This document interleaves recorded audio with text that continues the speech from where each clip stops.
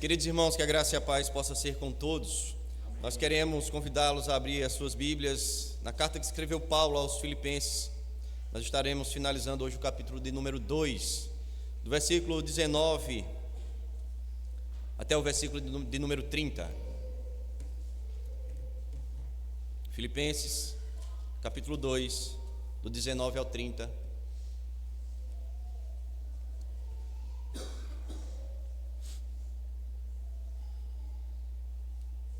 Vai nos dizer assim a palavra do Senhor. Espero, porém, no Senhor Jesus mandar-vos Timóteo o mais breve possível, a fim de que eu me sinta animado também, tendo conhecimento da vossa situação. Porque a ninguém tenho de igual sentimento que sinceramente cuide dos vossos interesses, pois todos eles buscam o que é seu próprio, não o que é de Cristo Jesus. E conheceis o seu caráter provado, pois serviu ao Evangelho junto comigo, como filho ao Pai. Este, com efeito, é quem espero enviar, tão logo tenha eu visto a minha situação. E estou persuadido no Senhor que também eu mesmo brevemente irei. Julguei, todavia, necessário mandar até vós Epafrodito, por um lado, meu irmão, cooperador e companheiro de lutas, e por outro, vosso mensageiro e vosso auxiliar nas minhas necessidades, visto que ele tinha saudade de todos vós e estava angustiado, porque ouvistes que adoeceu. Com efeito, adoeceu mortalmente. Deus, porém, se compadeceu dele, e não somente dele, mas também de mim, para que eu não tivesse tristeza sobre tristeza. Por isso, tanto mais me apresso em mandá-lo, para que, vendo-o novamente, vos alegreis, e eu tenha menos tristeza. Recebei-o, pois, no Senhor com toda a alegria, e honrai sempre a homens como esse, visto que, por causa da obra de Cristo, chegou ele às portas da morte, e se dispôs a dar a própria vida para suprir a vossa carência de socorro para comigo. Amém. Os irmãos podem assentar-se. Nós estaremos orando ao Senhor, pedindo que Ele nos conceda o seu favor.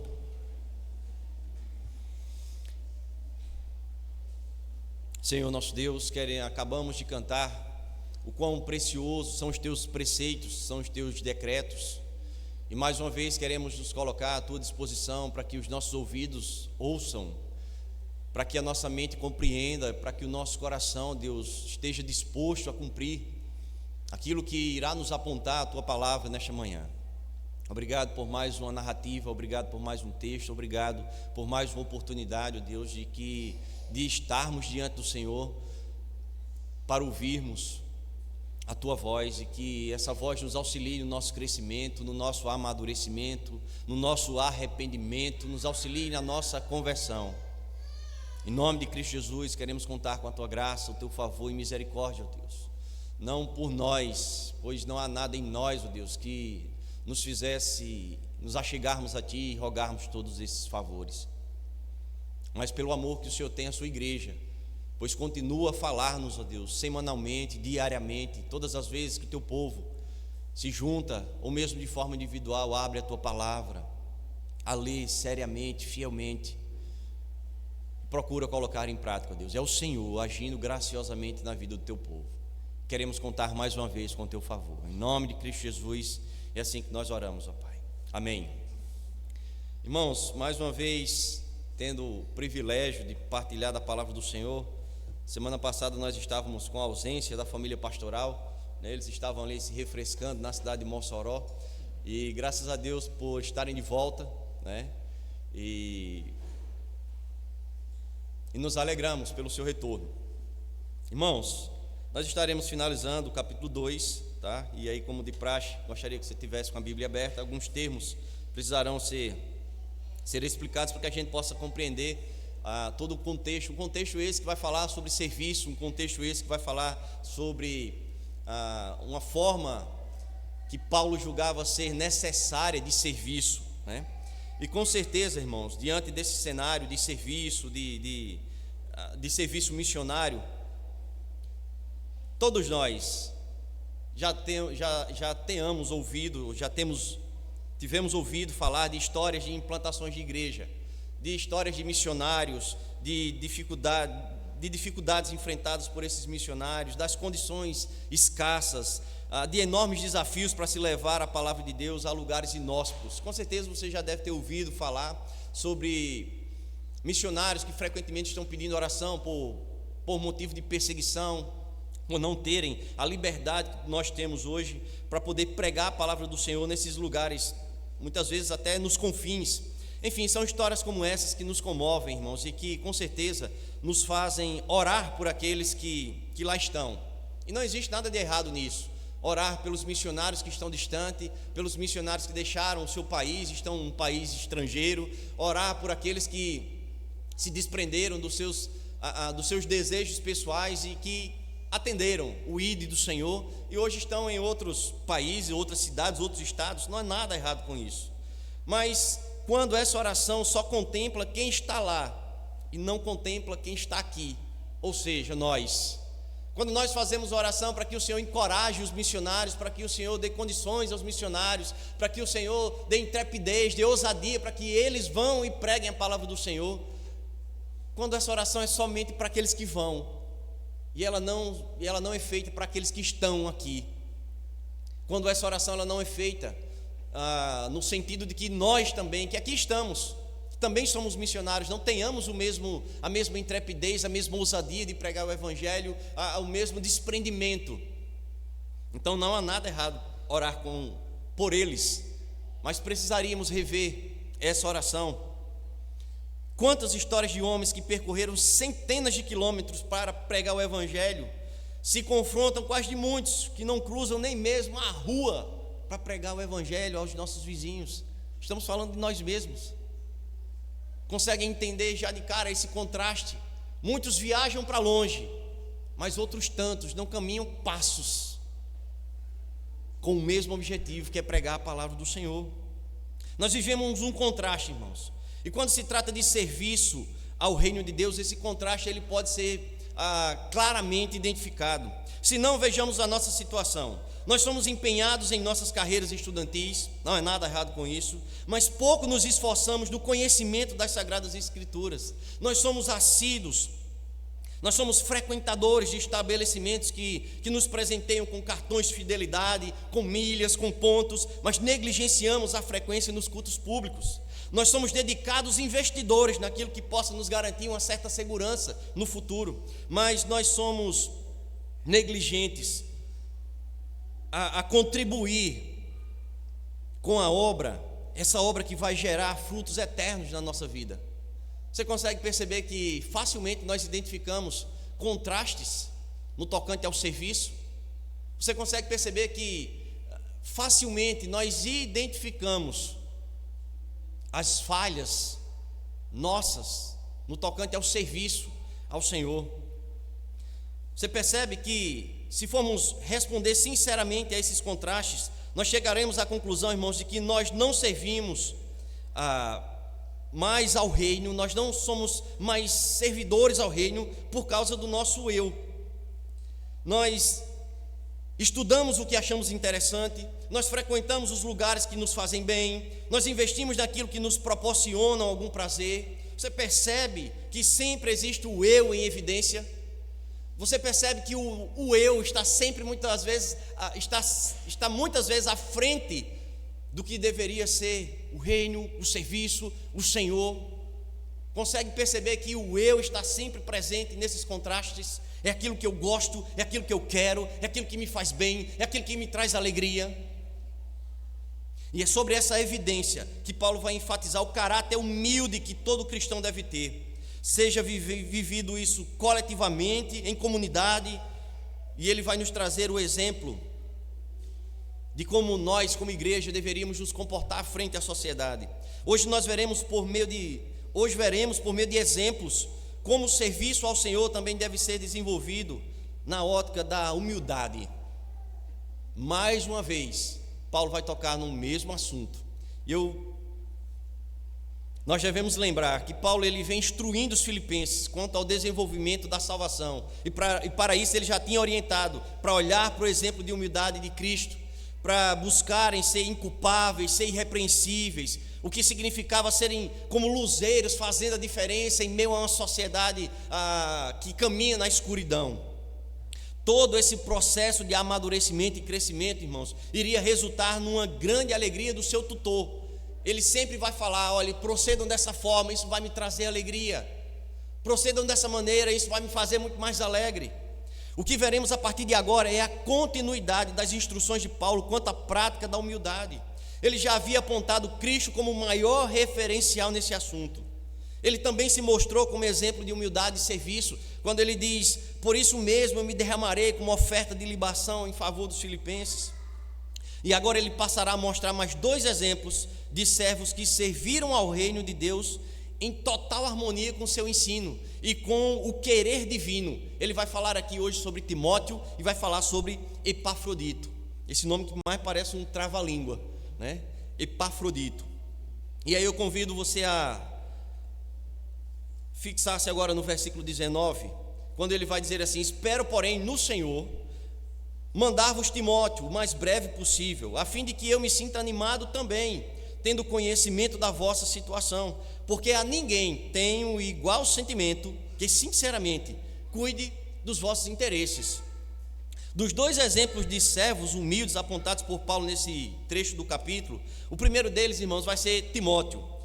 E aí diversos aspectos da humildade de Timóteo serão apontados por Paulo. O primeiro deles era o fato de que Timóteo já apoiava o ministério de Paulo há muito tempo.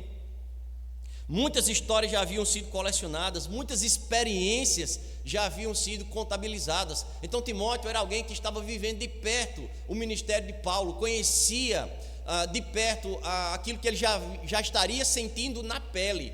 Esteve perto na implantação de igrejas, esteve perto em perseguições, esteve perto quando a coisa apertou, esteve perto quando a perseguição lhe alcançou. Então Timóteo era alguém que tinha experiência.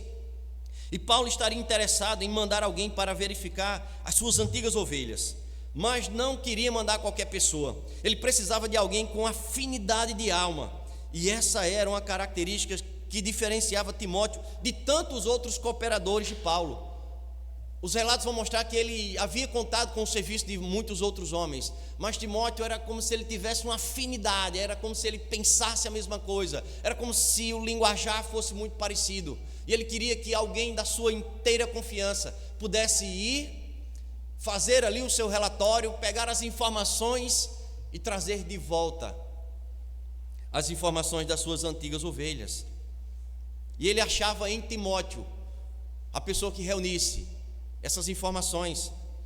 E aí ele vai trazer aqui um aspecto, irmão. No versículo 21 ele diz assim: pois todos eles buscam o que é seu próprio, não o que é de Cristo Jesus. E conheceis o seu caráter aprovado, pois serviu ao evangelho junto comigo como filho ao Pai. A segunda característica que Paulo menciona a respeito de Timóteo no tocante à humildade é a generosidade. Ele estaria preocupado com o bem-estar daquelas ovelhas, e uma pessoa desprendida dos seus próprios interesses seria, no seu entendimento, alguém mais do que qualificado para tal missão.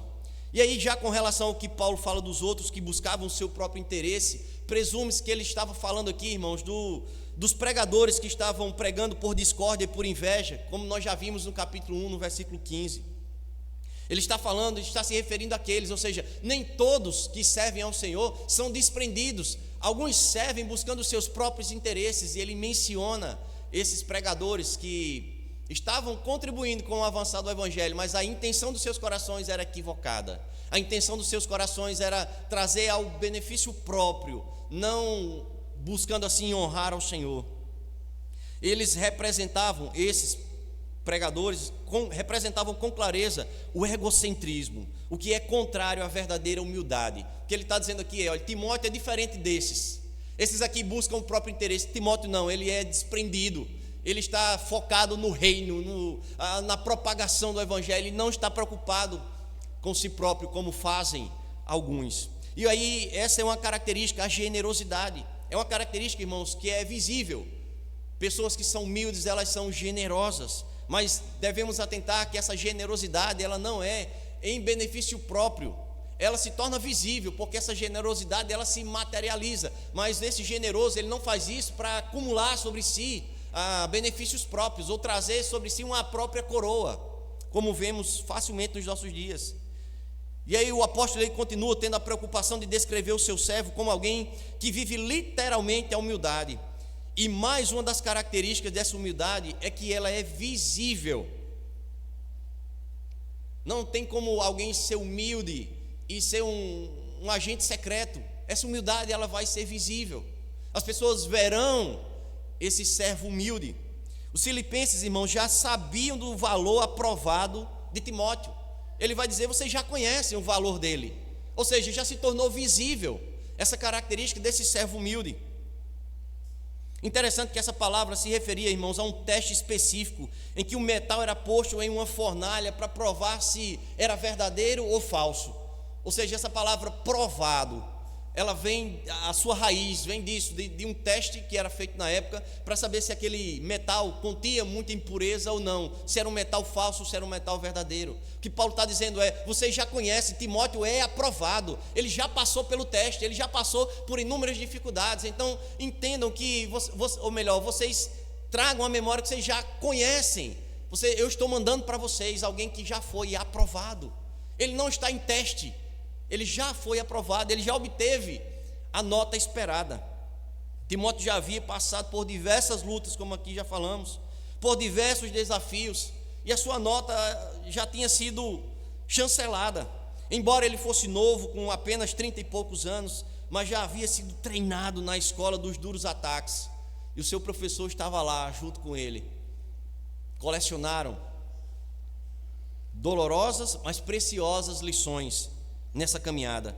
Timóteo ele estava presente com Paulo quando o evangelho entrou, por exemplo, pela primeira vez na Europa. Ele estava presente com Paulo quando a verdade chegou e foi pregada a primeira vez em Filipos, e também estava lá quando explodiu toda a confusão, onde Paulo foi cercado, foi arrastado para a prisão. Eita, e são momentos difíceis, irmãos. Ele estava lá sempre presente, sendo ele testado. Uma outra qualidade apontada por Paulo a Timóteo era a sua disponibilidade em trabalhar duro ao serviço do reino. Ele servia como filho serve ao pai. O verbo servir aqui era melhor traduzido por trabalhar como um escravo. Era um servo disposto, era um servo que não colecionava desculpas, ele estava disposto ao serviço. Ele servia como um filho serve ao pai. É interessante, irmãos, que Paulo vai mencionar aqui em sua carta que ele enviaria. Ele utiliza essa palavra 2 vezes. E não é que Timóteo ele fosse fazer uma viagem curta, foi ali e voltou, e Paulo está dizendo, não, eu vou mandar ele já está pronto. Irmãos, a gente precisa entender que essa viagem, ela se aproximava aos 1.300 quilômetros. Era uma longa viagem, era uma dura jornada, mas Timóteo estava pronto para cumprir essa jornada. E qual era a sua missão? Percorrer todo esse trajeto, fazer o seu relatório, colher as informações pertinentes e voltar trazendo esse relatório feito, pronto para apresentar ao seu tutor. Era uma disposição fora do comum, irmãos, para contribuir com o avanço do evangelho. Nós vemos aqui alguém que não titubeou quando lhe foi posta a missão de fazer todo esse trajeto. Talvez muitos de nós tivéssemos dificuldade até de ir de carro, percorrer 1.300 quilômetros para cumprir uma missão em prol do expandir do evangelho, em prol do benefício para algumas ovelhas ou para alguma igreja. Talvez nós não tivéssemos dispostos a percorrer 1.300 quilômetros, mas quantos quilômetros então nós estaríamos dispostos a percorrer? Por amor ao evangelho, por amor às ordenanças do Senhor? Qual tem sido, irmãos, a nossa verdadeira disponibilidade em trabalhar para o reino, em trabalhar para o Senhor? De que forma eu e você temos contribuído para o crescimento do reino de Deus? Tenho servido ao Senhor como eu sirvo ao meu pai? Timóteo servia a Paulo como um filho servia ao pai. Nós somos obedientes aos nossos pais, aqueles que ainda têm. Tem pessoas aqui que se o pai, ou melhor, existem pessoas que se o pai der uma ordem absurda, ainda assim ele há de cumprir. Mas o Senhor muitas vezes nos ordena de forma clara, e nós batemos o pé como adolescentes mal criados e não cumprimos. Muitas vezes nós obedecemos aos nossos pais, que são falhos, mas não obedecemos ao Senhor, que é perfeito. Muitas vezes não caminhamos os 1.300 quilômetros, e talvez achamos longe demais uma viagem dessa. Mas, por exemplo, Lagoa Nova não são 1.300 quilômetros. Toda viagem para lá é uma viagem missionária. Quantos de nós aqui já nos colocamos à disposição para conhecer a congregação mais perto da nossa igreja? Quantos de nós já estivemos dispostos a juntarmos com os que sobem semanalmente, dizer: opa, eu vou, coloco o meu veículo à disposição. Não tenho um veículo, mas eu coloco a minha vida à disposição. Percebe, irmãos, como vivemos contrastes, eles são muito fáceis de serem identificados. São situações como essa que vão nos mostrar também o quão aprovado nós somos. Paulo escreve aos Filipenses e diz: vocês já conhecem Timóteo, ele já foi aprovado, já foi visto. Se essa carta fosse escrita para nós, uma recomendação, o pastor quer recomendar alguém aí para um outro lugar, ele já foi aprovado. A gente sabe que o contrário de aprovado é reprovado. Qual seria a nossa situação? Nós seríamos aprovados no tocante ao serviço humilde ao reino de Deus? Nós seríamos reprovados? Nós estaríamos em recuperação? Qual seria a recomendação pastoralmente enviada? Versículo 23, ele diz assim: este com efeito é quem espero enviar, tão logo tenha eu visto a minha situação, e estou persuadido no Senhor que também eu mesmo brevemente irei. E aí ele vai começar agora a falar sobre um outro personagem. Julguei todavia necessário mandar até vós Epafrodito, por um lado meu irmão, cooperador e companheiro de lutas, e por outro vosso mensageiro e vosso auxiliar nas minhas necessidades. Além de mencionar, irmãos, todas as características que demonstravam ser Timóteo um servo humilde, empenhado no trabalho do reino, Paulo agora traz um outro elemento, um outro personagem. Ele traz agora um líder espiritual daquelas ovelhas, um homem chamado Epafrodito. Este que, por sua vez, seria o responsável por ter trazido até Paulo as ofertas enviadas aos filipenses, ou melhor, pelos filipenses. Nós vimos lá no início da carta que uma oferta de gratidão, uma oferta de amor havia sido enviada a Paulo. Paulo está ainda preso aqui em Roma, e o responsável por ter trazido essa oferta era esse líder espiritual chamado Epafrodito. Esse personagem de nome incomum aparece apenas na carta aos filipenses. E talvez, irmãos, nenhum de nós viéssemos aqui a copiar-lhe o nome. Talvez nós não tivéssemos interesse de ser chamado, ou mesmo de colocar o nome dos nossos filhos de Epafrodito. Mas as suas características atribuídas por Paulo, essas sim, são dignas de serem copiadas no nosso proceder diário e ao serviço ao Senhor. Senão, assim, vejamos o que é que Paulo descreve sobre esse líder espiritual. Em um único só verso, Paulo lhe atribui 5 características. Estudiosos dizem que em nenhum outro versículo único na Escritura alguém recebe tantas características como Epafrodito recebe num só versículo. O que nos leva a entendermos, irmãos, o quão valioso era aquele homem para Paulo e para o serviço. E era o seu desejo de que os filipenses o tivessem como mais um exemplo, mais um modelo de humildade. Por sua vez, estaria bem perto daqueles que talvez estivessem apenas na teoria. E qual era a ideia de Paulo? Vocês agora já estão ouvindo falar sobre humildade, e vocês terão exemplos práticos de humildade. Então vocês estão aí vivendo a teoria e a prática diante dos seus olhos.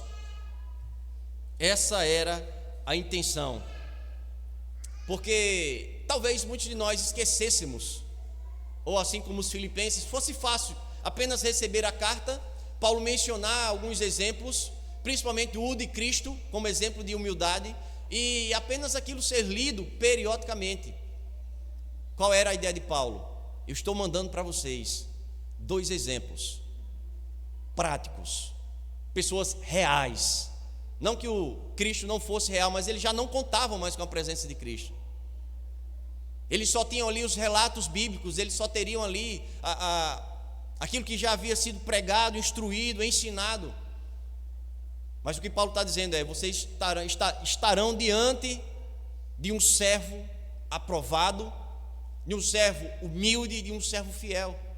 O que ele está dizendo é: aprendam na prática, vivam na prática aquilo que vocês já ouviram na teoria. Interessante, irmãos, que Paulo ele não poupou adjetivos quando descreveu a conduta de Epafrodito junto à sua luta pela manutenção da doutrina e pelo avanço do evangelho. Ele diz: ele era um irmão, ele cooperava, ele estava sempre acompanhando o apóstolo nas suas lutas. Enquanto isso, participava do seu sofrimento, tentando amenizar esse sofrimento com as ofertas enviadas e também com a sua própria presença. Epafrodito era uma espécie de confidente de Paulo, e trazendo também as notícias dos filipenses. Eu fico a imaginar, irmãos, quanto tempo demorava uma informação chegar num lugar a 1.300 quilômetros. Demorava muito.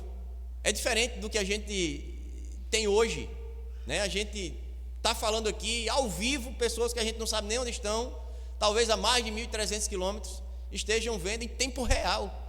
E aí eu fico a imaginar quanto tempo demorava uma viagem como essa, para que essas informações pudessem chegar, para que outras coisas pudessem retornar, para que houvesse ali o feedback das informações. Interessante, irmãos, quando Paulo ele chama de colaborador e companheiro de lutas, ele se refere a um soldado que se sacrifica, um crente que compreende a importância do serviço ao reino e que não poupou nenhum esforço para que a sua missão ela fosse cumprida. Nós devemos aqui, irmãos, imaginar que a missão de Epafrodito não era apenas levar a oferta de amor aos filipenses até Paulo. Ele sabia que, junto a esse objetivo, ele estaria indo para o frente de batalha de uma guerra espiritual. Ele sabia que estava indo para o centro do furacão da perseguição, mas esse fato não o fez retroceder. Eles sabiam que Paulo estava vivendo momentos difíceis. Eles não sabiam se Paulo havia sido já morto, se Paulo já estava preso, se Paulo tinha sido posto em liberdade. E aí demora-se o espaço de tempo de 1.300 quilômetros. Epafrodito sabia, ele se colocou à disposição, ele foi voluntário para levar as ofertas, mas não era para qualquer lugar. Ele sabia para onde ele estava indo. Ele estava indo para Roma, ele estava indo para o centro da perseguição. Ele estava indo para onde o pastor daquelas ovelhas, o primeiro pastor daquelas ovelhas, provavelmente tivesse já perdido a cabeça, provavelmente estivesse aprisionado, mas isso não o atemorizou. Era um servo humilde, corajoso, destemido e que não lançou mão da missão que lhe foi posta.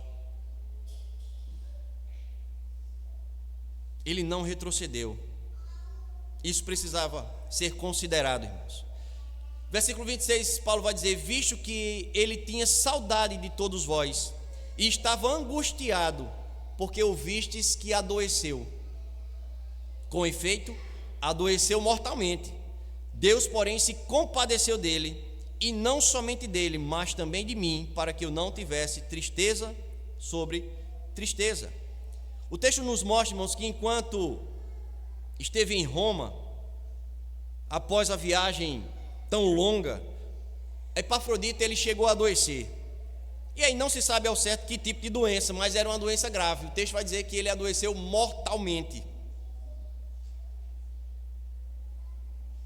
A doença do servo destemido havia chegado ao conhecimento dos filipenses, o que lhes causaria muita preocupação. Volto a dizer, irmão, se o camarada tivesse realmente para morrer, a notícia daqui que chegasse a 1.300 quilômetros, muito provavelmente, quando a notícia chegasse lá, 7 dias já haviam passado da morte de alguém. Mas os filipenses souberam que ele, por causa dessa viagem, por causa dessa missão, ele havia adoecido e de uma doença grave. É interessante, irmãos, como mais um aspecto da vida desse servo se destaca. O mesmo ele não era egoísta, ele não usou sua doença para encontrar uma autopiedade dos filipenses. Pelo contrário, ele ficou angustiado em saber que eles estariam sofrendo por causa da sua doença. Interessante como até na hora da enfermidade ele estava preocupado com os outros. Essa é uma característica destacada desse servo. Ele não escreve aos Filipenses pedindo uma outra oferta. Não, ele se preocupa de a informação da sua doença ter chegado e isso ter causado angústia, ter causado sofrimento àquelas ovelhas. E aí, irmãos, Paulo ele vai escrever em Romanos capítulo 12, versículo 10: dediquem-se uns aos outros com amor fraternal, preferindo dar honra aos outros mais do que a vocês. Ele cumpriu a missão, mesmo doente. Ele adoeceu, mas por amor à obra, por amor ao expandir do Evangelho, por aquilo que lhe foi entregue, por aquilo que lhe foi confiado. E Paulo está dizendo: mantenham o espírito de humildade quando estiverem vocês em serviço. Paulo aqui vai mostrar, irmãos, o agir milagroso de Deus na vida do seu amigo e que o que lhe trouxe alegria. Os comentaristas mencionam esse olhar humano do apóstolo. Ele não era só teologia. Paulo era homem. Paulo se compadecia. Paulo se alegrava. E Paulo aqui sentiu alegria, porque Deus operou um milagre na vida do seu grande amigo Epafrodito. E aí ele diz: por isso, ou seja, ele foi curado, né? Ele agora não está mais mortalmente doente. Por isso, tanto mais me apresso em mandá-lo, para que, vendo novamente, vos alegreis e eu tenha menos tristeza. Olha só, Paulo estava com um enfermo mortalmente, mas sabendo que as suas ovelhas também estavam tristes. Ele está dizendo: ele agora foi curado, eu vou mandar eles de volta para que vocês não fiquem tão tristes. Então vocês se alegram de um lado, eu me alegro do outro. Era isso que Paulo estava dizendo. Vocês vão receber de volta o amado servo Epafrodito, já agora curado pelo agir divino. E ele diz: por isso, ou melhor, Epafrodito ele foi enviado até Paulo pela igreja de Filipos, e até o seu retorno ele foi enviado pela igreja, e agora Paulo envia ele novamente. E nós percebemos aqui que o servo mensageiro, ele não idealizou os seus próprios planos, irmãos, mas ele esteve à disposição dos planos de Deus. Ele foi voluntário para ir, foi voluntário para regressar. O que isso nos ensina, irmãos, sobre as nossas desculpas quanto ao cumprir o que o Senhor requer de cada um de nós? O texto não menciona que ele cumpriu isso com peso no coração. O texto não menciona que ele cumpriu isso de forma obrigatória. Mas nós vemos aqui um aspecto humilde de obediência: o ir e o retornar. Que bom seria, irmãos, que cada um de nós tivéssemos essa mesma disponibilidade no serviço. Que bom seria que os nossos planos estivessem sob o controle dos planos de Deus. Mas quantos de nós, irmãos, relutamos contra os planos de Deus, querendo que os nossos planos prevaleçam, querendo que as nossas ideias prevaleçam, né? De repente surge um desafio em nossas vidas e a gente diz: mas Senhor, essa não é a hora, mas Senhor, manda outro. Nós somos rápidos. Lembra da lista que rapidamente nós formamos aqui domingo passado, dos irmãos que iam empurrar o caminhão? Lembra como somos fáceis para arrumar serviço para os outros? Lembra como somos ágeis em apontarmos alguém que é mais capacitado para realizar muitas vezes missões que estão aqui, ao alcance dos nossos dedos, mas nós preferimos: envia outro, escolhe outro, Senhor. Isso não está nos meus planos agora, talvez um dia, Senhor. Lições como do servo Timóteo, do servo Epafrodito, nos fazem refletir, irmãos, sobre como anda a nossa disponibilidade no serviço, sobre como encaramos o serviço do reino, e que disponibilidade nós temos para tal serviço. Era de se esperar, irmãos, que os filipenses, ao enviarem um mensageiro, pudessem vê-lo novamente, mas eles desejavam vê-lo apenas com as notícias, com a notícia de que Paulo ou estaria solto ou teria sido executado. O seu retorno ele foi algo prematuro, pois, como o próprio texto diz, Paulo se apressou em mandá-lo de volta. Talvez a viagem ela tivesse sido programada, tivesse um tempo de duração. Talvez os filipenses imaginassem que após os 1.300 quilômetros, Epafrodito fosse ali passar um tempo com Paulo, também elaborar o seu relatório, trazer as informações. Mas parece que a informação, ou melhor, a viagem ela foi encurtada. Paulo sabia que aqueles irmãos estariam sofrendo pela ausência do seu líder espiritual. Por isso Paulo se apressa para que eles voltassem a ter alegria, tanto lá, Paulo aqui, Filipenses lá. E ele vai dizer assim: recebei-o, pois, no Senhor, com toda alegria, e honrai sempre a homens como esses. Por que Paulo ele traz essa expressão, recebei, pois, no Senhor? Interessante, irmãos. Ele estaria preocupado em como os filipenses iriam receber Epafrodito, por se tratar de um retorno antes do tempo. Por isso ele recomenda que o acolhimento fosse com toda alegria e com honra. Paulo está preocupado em não recebam ele de forma equivocada. Ele está voltando antes do tempo, mas o recebam no Senhor. O recebam no Senhor com alegria e com honra. Recebam ele com honra, pois ministros fiéis como Epafrodito, irmãos, precisam contar com a alta consideração. No caso dele, por causa da humildade, por causa da disponibilidade, por causa da seriedade que o mesmo demonstrava no cumprimento das missões que lhe chegavam com relação ao reino de Deus. Nós devemos lembrar aqui, irmãos, uma parábola contada pelo próprio Jesus em Lucas 14:1, está lá do 1 ao 7, quando o próprio Jesus traz como recomendação a busca dos lugares menos importantes. Ele está orientando ali que vai haver um convite para um banquete, e nesse banquete tem lá várias cadeiras, e ele está orientando aos seus para que não sentem ao centro da mesa, porque ao centro da mesa eram os assentos mais importantes. Ele vai dizer: sentem em outros lugares, para que não ocorra que você sente no centro da mesa, chega alguém, toque no seu ombro, peça para que você se levante e dê lugar a alguém mais importante do que você. O próprio Jesus, ele conta essa parábola, irmãos, com o objetivo, o que ele quis dizer, na verdade, espere ser promovido, ao invés de tentar promover a si mesmo. O que Paulo está dizendo é, tanto Timóteo como Epafrodito, eles já foram provados e eles já foram aprovados. Eles não estão indo aí cheio de orgulho, pelo contrário, eles são exemplos de humildade. Eles são exemplos de humildade. Eles não buscaram os primeiros lugares, mas eles estiveram dispostos, e os primeiros lugares lhes foram dados. Ou seja, o Senhor honrou aqueles que humildemente se puseram dispostos ao serviço, ao seu reino. O Senhor honra aqueles que se dispõem com a intenção certa dos seus corações, que é servir, que é obedecer. Ainda com relação ao trato com os líderes fiéis, Paulo recomenda, irmãos, na epístola aos Tessalonicenses, capítulo 5, 12 e 13, quando ele vai dizer, lembremos que ele está orientando que Epafrodito fosse recebido com alegria no Senhor e com honra.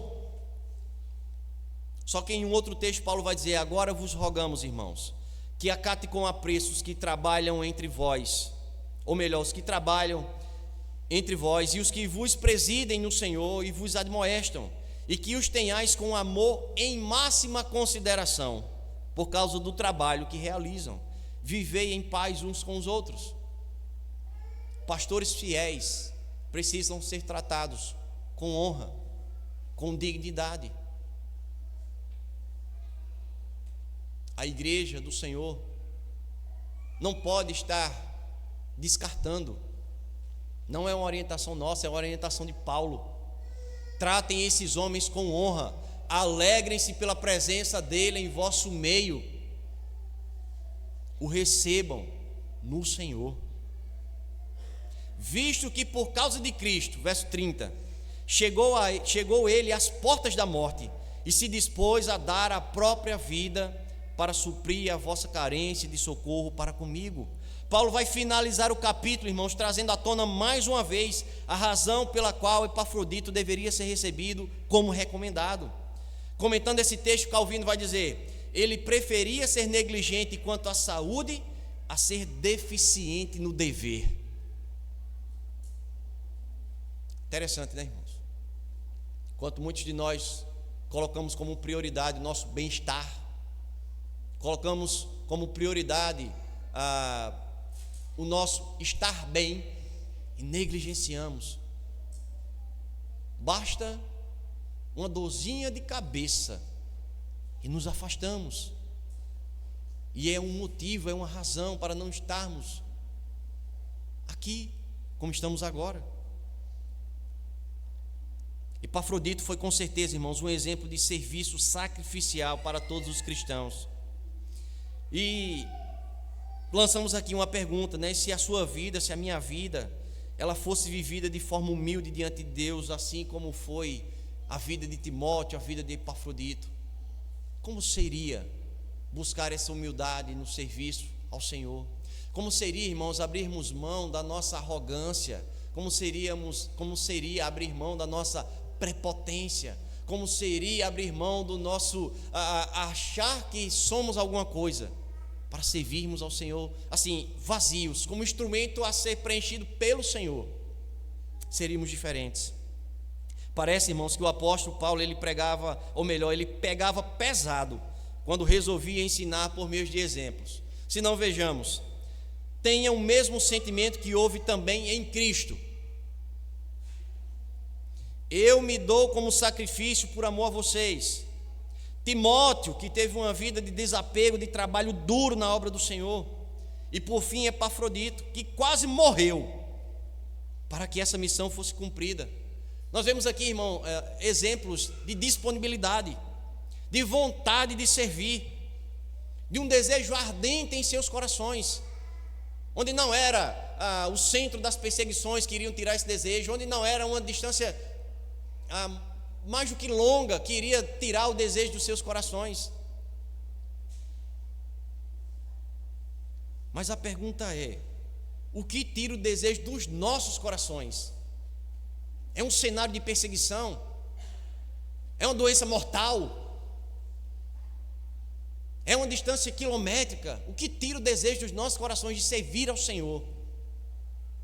O que nos faz, irmãos, sermos inúteis na obra? O que nos faz enterrarmos os talentos que o Senhor nos concedeu? O que nos faz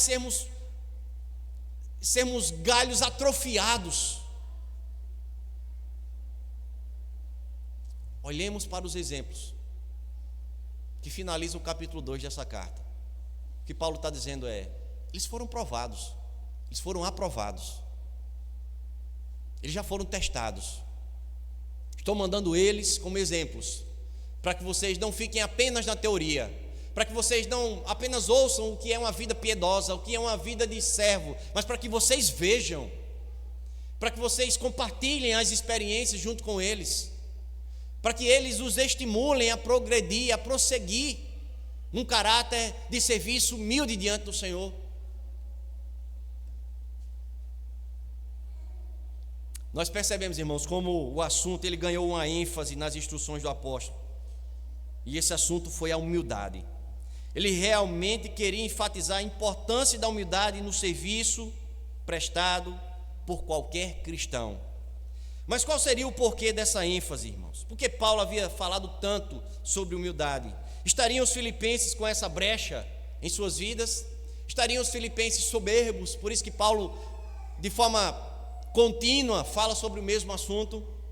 Nós devemos atentar para o fato, irmãos, de que a falta de humildade, a soberba, a arrogância, todas essas características, elas estão presentes no princípio da história, quando o diabo, por reunir todas essas mazelas, carregou consigo uma parte dos anjos do céu, pois queriam o que não era devido.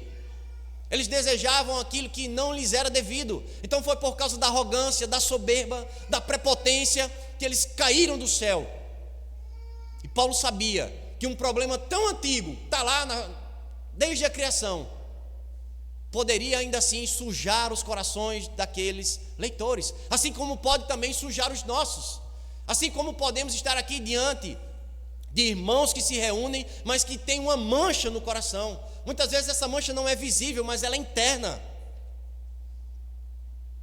Paulo tinha consciência, irmãos, de que esse problema tão antigo poderia sim vir a colocar em maus lençóis aqueles crentes que eles não se envolvessem, que eles não deixassem se envolver pela arrogância. Pelo contrário, ele vem falando sobre humildade, ele dispõe exemplos vivos sobre humildade. Ele está dizendo: aprendam com eles, sigam nessa mesma pegada de humildade, sirvam ao Senhor de forma humilde. Nós percebemos, irmãos, como Cristo, sendo Ele a referência de humildade, contrasta com o estado atual do homem, um estado egocêntrico, um estado individualista. E Paulo vai apontar Cristo, aponta outros exemplos, mas o primeiro era Cristo, para que os seus corações, se porventura estivessem caminhando na direção da individualidade, do egocentrismo, eles pudessem ser convertidos e o exemplo de Cristo pudesse preencher esses corações. Nós conseguimos visualizar pela teologia bíblica, irmãos, que um problema presente lá na criação acompanha o processo da queda, onde o homem esteve e ainda está a todo tempo querendo saber o que não pode, fazer o que não deve, ser quem não é. A todo tempo os homens, eles quiseram de uma certa forma se igualar a Deus. Se não, voltemos atrás lá na Torre de Babel, o que é que eles queriam quando construíram a torre? E o Senhor vai lá e desmancha aquele projeto, condena, embarga aquele projeto. Homens quiseram elaborar suas próprias normas, menosprezando as regras sagradas. Irmãos, nós vemos aqui a todo tempo ao longo da história, o Senhor vem mostrando um modo de vida que o glorifique. E a solução para esse crônico problema sempre apontou para o Redentor, sempre apontou para Cristo Jesus. O problema que está lá na criação acompanha a queda, mas a solução está no nosso Redentor, em Cristo Jesus. Mas sobre os personagens que nós acabamos de ver, irmãos, o que é que eles teriam nos ensinar? O que eles teriam para que nós pudéssemos nos comparar? Nos compararíamos com o seu modo de vida? Nos compararíamos com o seu desejo, a sua vontade de servir? Nos compararíamos com a sua disponibilidade? Se fizermos uma autoanálise, um exame aqui sincero, nós estaríamos bem longe nesses aspectos. Não digo todos, mas todos nós precisaríamos melhorar a nossa disponibilidade, o nosso desejo de servir. Talvez colocar o nome Epafrodito em um dos nossos filhos, talvez poucos aqui se arriscassem, irmãos. Mas com certeza todos nós deveríamos imitar, se não o seu nome, mas imitar suas ações, o seu serviço, o zelo pelo reino, o zelo pela obra de Cristo. Seriam características dignas de imitação. Mas aí fica a pergunta, irmãos: queremos nós buscarmos essa humildade tão explanada pelo apóstolo e pelas Escrituras? Se somos voluntários para essa mudança, primeiro nós devemos lançar fora todos os nossos manuais de vida, os próprios, os nossos conceitos norteadores, os nossos egos inflados, o nosso status invejável, para podermos seguir o manual de vida que o próprio Deus nos concedeu, para nos banharmos, para nos limparmos dos nossos eus. Colossenses 3:1 vai dizer assim: revesti-vos, pois, como eleitos de Deus, santos e amados, de ternos afetos e misericórdia, de bondade, de humildade, de mansidão, de longanimidade. Que desejo nós temos, irmãos, de alcançarmos essa humildade? Precisamos nos revestir, se somos eleitos de Deus, de misericórdia, de bondade, de humildade, de mansidão. Concluindo, irmãos, os exemplos aqui foram dados, e não há erro nenhum em observá-los e tentarmos imitá-los. Mas nós não podemos esquecer que o nosso Senhor, Ele mesmo se coloca como a referência para todos. Se estamos diante de homens que serviriam de exemplos, é porque eles já olharam para Cristo como exemplo, e isso vai reproduzindo. Se um dia alcançarmos o patamar de Epafrodito, de Timóteo, de tantos outros que se dispuseram, foi porque nós olhamos para Cristo, buscando nele o referencial de humildade que precisamos.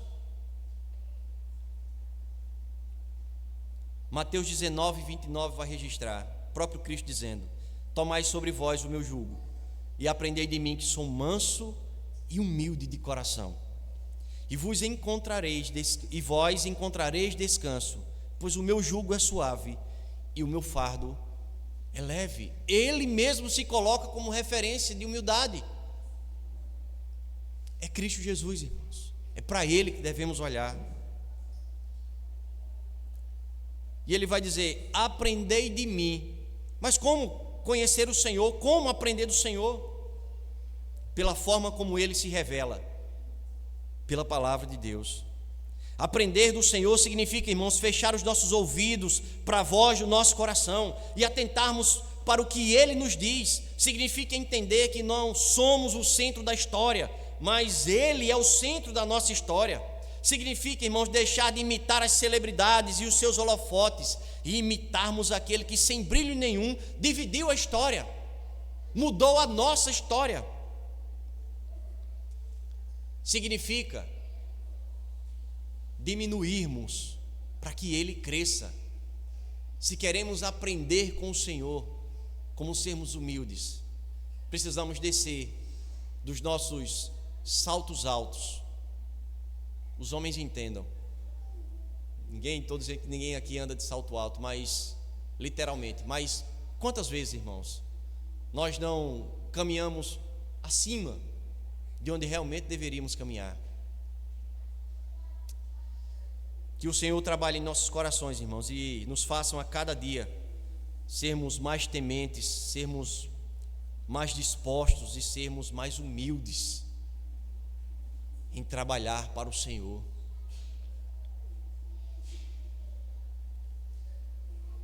Senhor, nós queremos Te agradecer, louvar-Te, ó Deus, por mais uma narrativa, por mais uma exposição da Tua palavra. Personagens esses, ó Deus, que foram destemidos no cumprimento das Tuas ordenanças, eram crentes, eram tementes ao Senhor e por isso eram dispostos, pois não olharam para os seus próprios interesses, pois a sua visão os levava a caminhar por interesses eternos. Eles não estavam buscando, ó Deus, coroas próprias, eles estavam buscando serem coroados pelo Senhor. Eles não estavam buscando luzes para si mesmos, mas eles estavam sendo luz para este mundo. Eles não estavam querendo prêmio, Senhor, passageiro que iria se acabar, mas eles estavam em busca do prêmio soberano, aquele dado pelo Senhor. Por isso nós queremos Te pedir, Senhor, desperta cada um de nós, desperta a Tua igreja para trabalhar, para contribuir, para servir.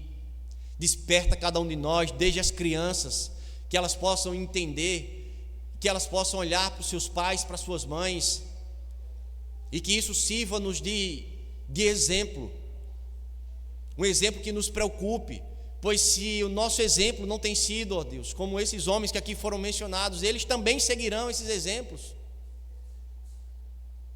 Por isso, Senhor, nos traz a importância de não negligenciarmos o Teu chamado, de não negligenciarmos a obra do Senhor. Sabemos que a seara ela é grande, mas são poucos os trabalhadores, e desses poucos, alguns ainda não querem fazer nada. Tem misericórdia das nossas vidas, ó Deus. Nos capacita, nos dá vigor, nos dá ânimo, para que venhamos a compreender o tamanho do privilégio que é servi-lo, o quão gratificante é ser útil na obra daquele que nos chamou, daquele que nos resgatou, que transformou a nossa vida. Por isso, Senhor, Te pedimos que possamos aprender com Cristo Jesus e no que Ele nos fala em Tua palavra, que venhamos aprender a sermos humildes, como Paulo pastoralmente falou aquelas ovelhas. E essa palavra nos encontra nesta manhã, Senhor. Enche-nos da Tua humildade, retira de nós, ó Deus, toda e qualquer fagulha de soberba, toda e qualquer fagulha de prepotência, tudo aquilo que vá contrário à humildade pregada pela Tua palavra. É assim que nós pedimos humildemente, em nome de Cristo Jesus. Recebe neste momento a nossa adoração, o nosso louvor. como forma de agradecer, Deus, por mais uma vez ouvirmos a tua voz. Em nome de Jesus. Amém.